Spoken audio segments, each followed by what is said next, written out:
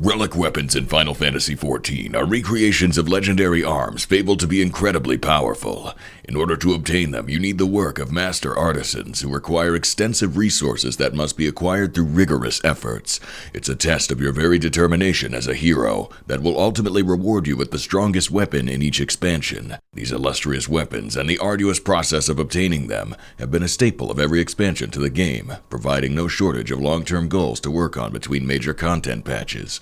So how do you go about obtaining the relics in the current expansion, Endwalker? You buy them out of a shop, idiot!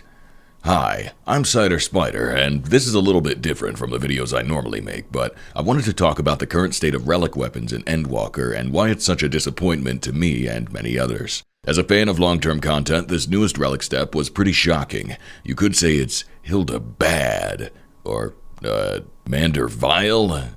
Well, basically, it sucks! So let's delve into it, and I'll tell you why I feel that way. Endwalker Relics have been controversial from the moment they were announced. The unusual decision to lock them behind the entire Manderville questline ruffled a lot of feathers from people who aren't fans of that content. The Manderville quests themselves are a humorous series of optional side quests that have been continued upon in every expansion except for Shadowbringers. So for people who weren't interested in them but did want the new relics, there was a long backlog of content to catch up on. Upon finishing all of that, you could take on the Manderville relic line after patch 625 added the first step. Much like the first step of the previous expansion's relics, these base Manderville weapons only required the purchase of 3 items at a cost of 500 Tome Stones of Astronomy per item. Once you bought those, you simply exchanged them for the weapon. That's step 1 completed. A full patch cycle later, we find ourselves in 635 with the long-anticipated addition of the second relic step. To unlock that step, you have to finish the latest couple of Manderville quests and then purchase 3 items at a cost of 500 Tome Stones of Astronomy per item. Then you take them back to the artisans and get your weapon upgraded. That's step 2 completed. Yeah, seriously, that's it. These legendary weapons we're recreating are functionally being bought out of a vending machine. A very oily, sweaty vending machine. So it's 1,500 Tome Stones per step per relic, and all you have to do is buy the materials from a shop and give them to the smith. And if you don't know how to get Tome Stones of Astronomy, the game basically pisses them all over your face for completing current content, and they are otherwise only used to purchase outdated gear, which means most players already had the 1,500 needed to both buy and then upgrade the relics when each step was released. If you're a pleb with 0 tomestones, you could simply run all of your daily roulettes and that should just about give you enough to pay for one step. It takes me an average of about 3 hours to finish every single roulette, so for a total of 6 hours over the course of 2 days, you can get a relic to the second step. Look, now it glows, idiot. So why are we upset about this? Well, as I alluded to in the opening, these relics have long been used as a series of goals to keep players interested in between patches. It was a fun way of guiding the player experience by incentivizing you to go on adventures with the promise of a really cool weapon as an eventual reward. The process has always been long and grindy, but for many longtime MMO players, this was just the type of thing they were looking for. It tended to be semi-casual content during which you had a lot of time to get to know and hang out with people who were on the same parts of the process as you. Or something you could do with your pre-established friends. Either way, setting a lot of players off on a common goal fostered a great sense of community as you worked on those goals together.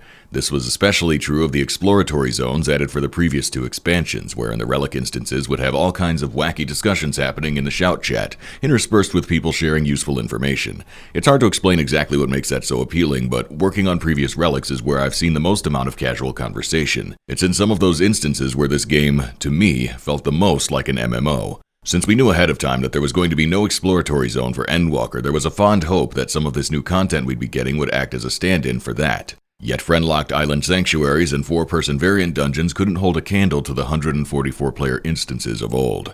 So with those set aside, I was hoping the second relic step would at least incentivize players to get out into the world and play together. Most relics involve some form of fate grinding step, and so that's what I was predicting.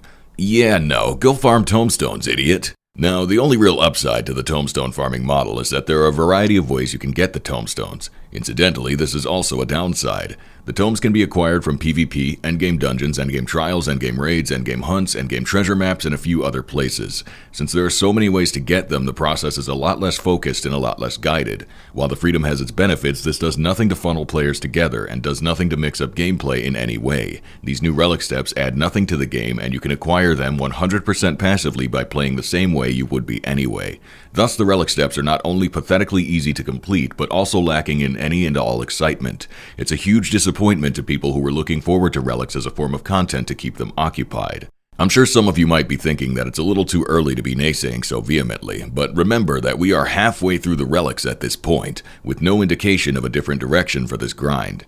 However, it isn't too late for the dev team to change course on this, and that's exactly why I'm talking about it. This current pattern with the relics is concerning to someone who quite enjoys the relic content we've had in previous expansions, and I would hate to see such an integral part of the patch cycles get simplified to such a level as to be completely irrelevant in the future. These weapons don't feel special, don't feel earned, and don't add any gameplay.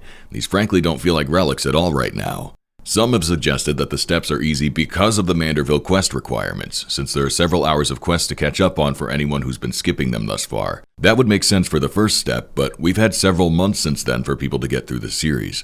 Many players like myself had already long since completed them, and thus didn't have any backlog, and the players who hate the Hildebrand quest would most likely be skipping the dialogue and cutscenes, which makes the entire thing go by really quickly. Dialogue skipping Hildebrand is possibly even a little faster than skipping through the Ivalice raids, which were a requirement for the previous expansion's relics. So having back-to-back easy steps would be a gross overcompensation for the prerequisites if this were the case.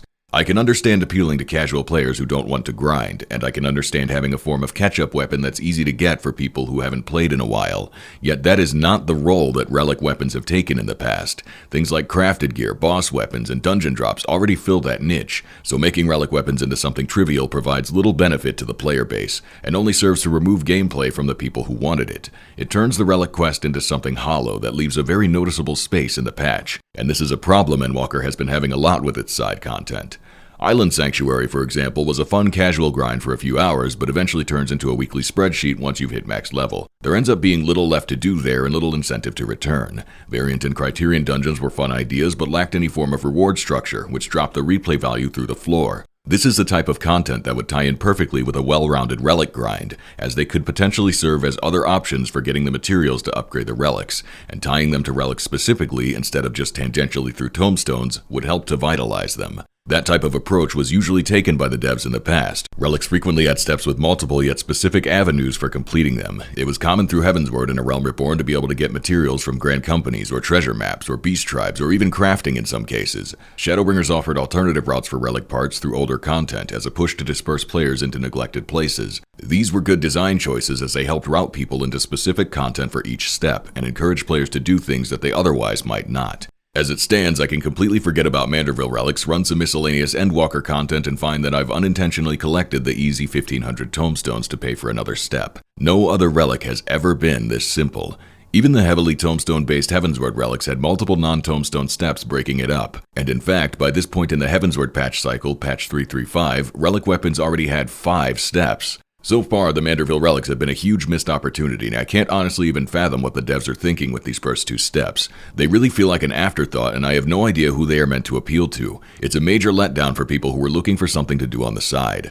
I don't honestly know if any of these are popular opinions or not, but please let me know in the comments how you feel about these relic steps and relics in general. Do you like the usual grind that comes with relics, or do you prefer this easier version? Are you a fan of the exploratory zone, or are you glad we didn't get one? What would you like to see for the next relic steps? I personally am hoping that the remaining Manderville relic upgrades are more involved. There's so much content in the game that could be applied naturally for a relic grind, which I consider a great way to both bring people together and liven up some of the slower content.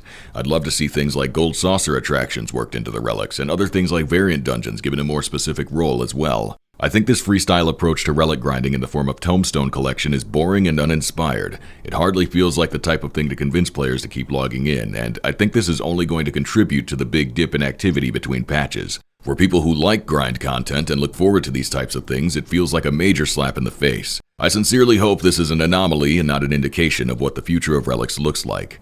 Personally, I'm an achievement hunter, and I've been working on the Shadowbringers relics for the past year while collecting materials for Heavensward relics at the same time. Soon I'll be finishing both, and currently it looks like the Manderville relics will take practically no time by comparison.